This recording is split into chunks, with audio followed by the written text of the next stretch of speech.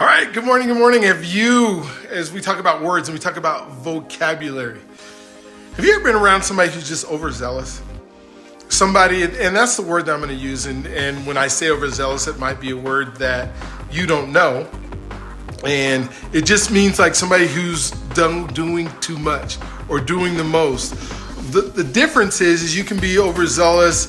I don't know if you can be overzealous by yourself, because you usually rope people in and you have them doing all these things to get it done just right. And then they're so tired and they don't forgive you, they don't like you, and all these things because of just wanting to have it not only perfect, but just going above and beyond and beyond and beyond.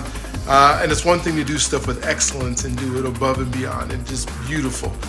But that's not what overzealous is. Overzealous is when you just go, and you kind of make everybody mad around you. So I guess the sentence would be, don't be overzealous if you want to keep your friends. All right, and I want to keep you, so I'm not going to be overzealous on how many of these posts that I put out.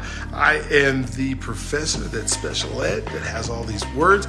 I don't even know how to spell overzealous, so go ahead and look in the comments and in the chat, because I hope that the captions takes it and picks it up and it knows the word, and then I'm going to learn how to spell it. I'm not sure why, because that'd be overzealous, right? Because bugging people, me learning how to spell. All right, anyways, you guys have a great day. We'll talk to you tomorrow.